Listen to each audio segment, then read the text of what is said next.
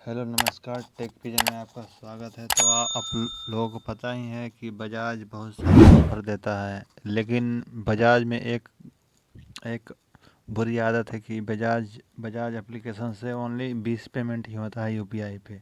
तो मैं तो, तो मैं बजाज का बहुत सारा ऑफ़र करने के लिए मतलब एक ही दिन में कम से कम 40-50 ऑफ़र करने के लिए मैं मर्चेंट पे पेमेंट करता था। अक्सर मैं मर्चेंट पे पेमेंट करता था। बजाज में जितना भी ऑफर आता था ना, तो मैं सारा ऑफर करता था, सारा टोटल का टोटल। और और ये भी था कि बजाज में जितना अमाउंट का भी ऑफर आता था ना, मैं सब कर लेता था। जैसे 2000, 3000, 4000, 5000। तो ये देख सकते हो बजाज ये है। ये इससे मैं अब अभी तक दिखा देना चाहता हूँ कितना रुपए अर्न किया हूँ।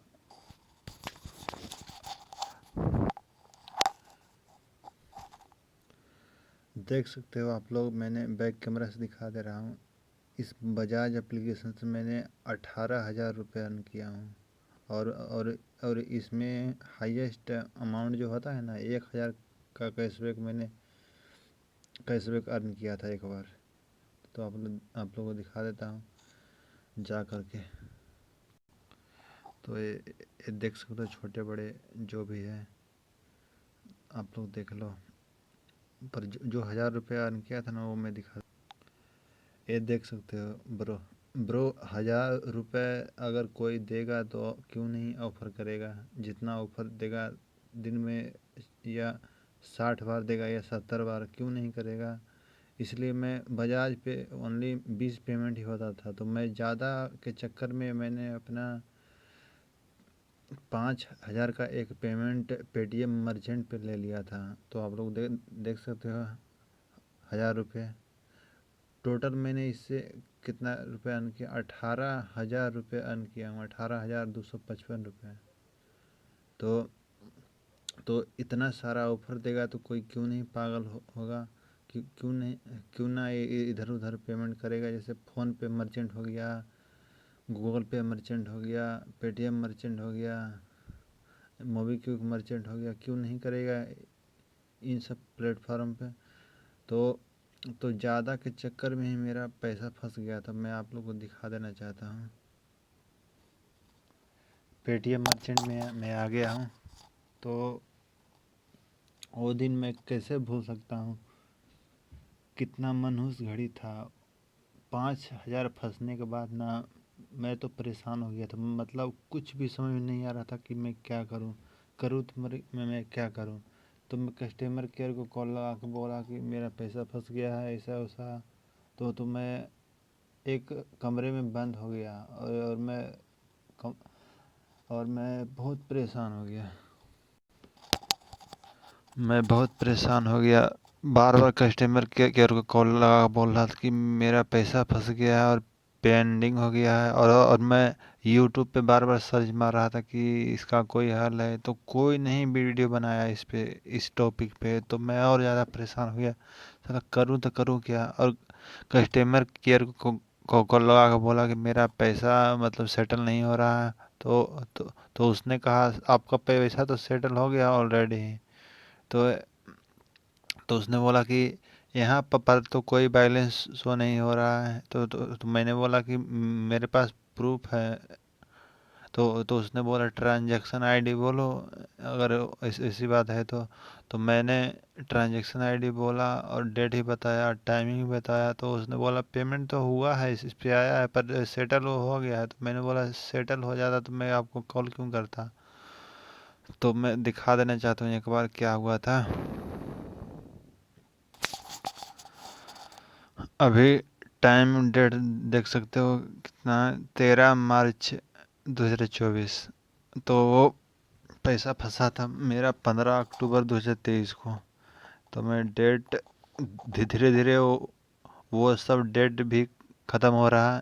एक मेरा पेमेंट फंसा था 5 सितंबर को, 33 फंसा था। मैंने वीडियो बना दी है, चैनल पर जा करके देख सकते हो। 5 सितंबर को जो अभी अब मिट गया है। 5 सितंबर कितना के दिखाएगा ये, देख सकते हो। 5 यहाँ पर 14 से दिखा रहा है।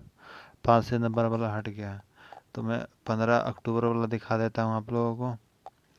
15 से चलो 16 कर लेता हूँ। तो आप लोग देख सकते हो ये मनहूस घड़ी जो मैंने पेमेंट ले लिया था इस पे, देख सकते हो यहाँ पे आया था 8:41 में। 8:41 मतलब मेरा लगभग पेमेंट जितना भी फंसाया 7, 8, 9 बजे के आसपास ही फंसाया। तो मैं पेमेंट इस पे ले तो लिया, पर रिफंड में जा रहा था ना, तो रिफंड में नहीं जा रहा था मेरा। यहाँ पे अमाउंट भी जीरो शो हो रहा था, ना ही कुछ हो रहा था। और कस्टमर केयर को बार बार कॉल लगा के बोला कि मैंने पेमेंट लिया है सर, ट्रांजैक्शन आईडी भी मैं दे रहा था, सब कुछ दे रहा था, फिर भी वो लोग बोल रहा, देख सकते हो आप लोग ट्रांजैक्शन। अब मैंने पंजाब नेशनल से पेमेंट लिया था, यहाँ पे सब सब कुछ देख सकते हो प्रूफ।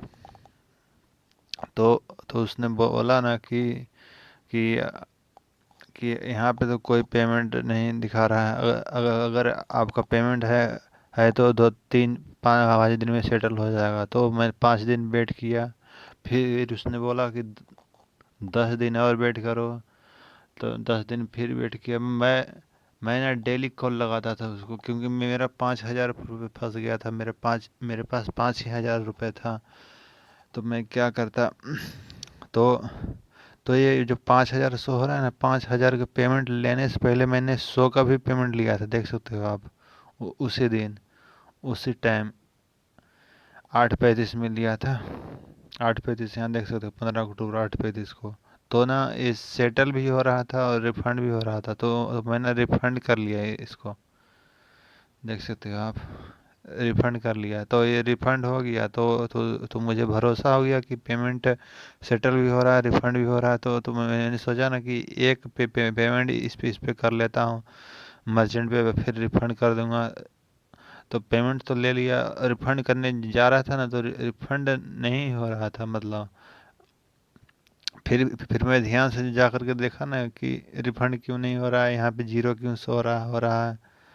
तो मैं यहाँ से ध्यान से देखा ना, तो यहाँ पे 100 रुपया मेरा रिफंड शो हो रहा था, लेकिन ये पेमेंट होल्ड बता रहा था और माइनस में दिखा रहा था। तो मैंने सोचा कि साला ना ही मैं पोस्ट पेड लिया हूँ, ना ही मैंने क्रेडिट का कार्ड से मर्चेंट पे पेमेंट लिया हूँ, ना ही और कुछ भी किया हूँ, ना ही लोन लिया हूँ। तो मेरा पैसा काटा तो काटा क्यों? तो कस्टमर केयर को बार बार कॉल, नंबर देख सकते हो आप।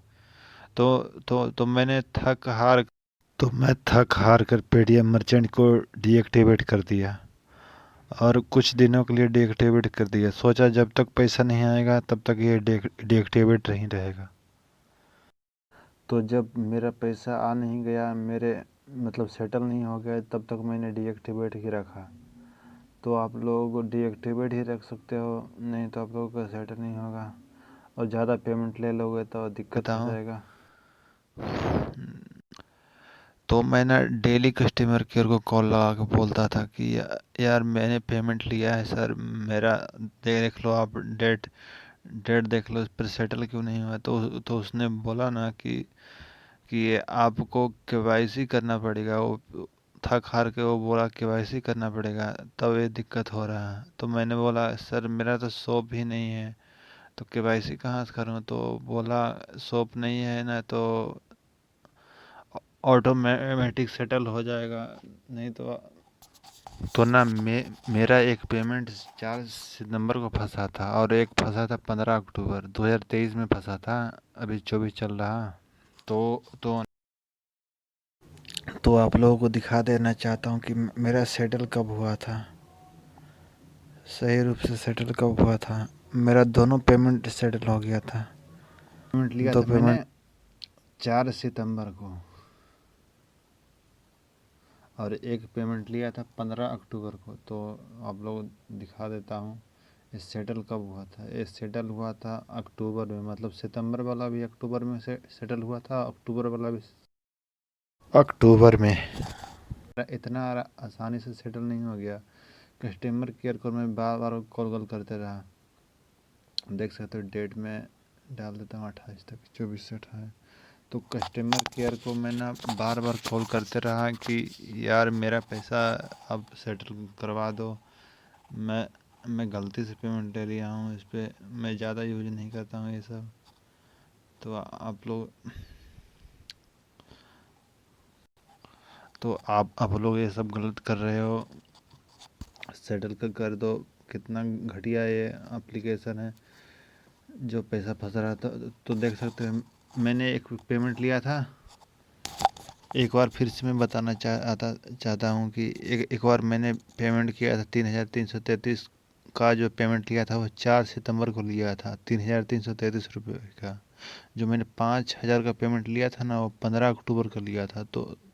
तो ना सितंबर वाला तो फंसा था पहले से ही, और ये 5,000 लिया था ना पेमेंट, वो भी फंस गया था। तो तो तो ऐसे नहीं फंस रहा था वो, छोटा मोटा अमाउंट नहीं फंस रहा है, तो हाई अमाउंट फंस रहा था। तो देख सकते हो आप लोग, यहाँ पे मेरा सेटल हुआ था 8 अक्टूबर का। पहला पहला पेमेंट लिया था मैंने 4 सितंबर को, 4 सितंबर 2023 को। दूसरा पेमेंट लिया था 5,000 का, जो 15 अक्टूबर 2023। सेटल हुआ 24 अक्टूबर 2023। 24 अक्टूबर, यहाँ पे 25 दिखा रहा, 24 अक्टूबर। 24 अक्टूबर 11:59 PM ये सेटल हुआ। तो देख सकते हो यहाँ पे होल्ड रिवेल रिवेल क्या लिखा हुआ है। तो सेटल में यहाँ पे देख सकते हो टिक मार्क लग गया था।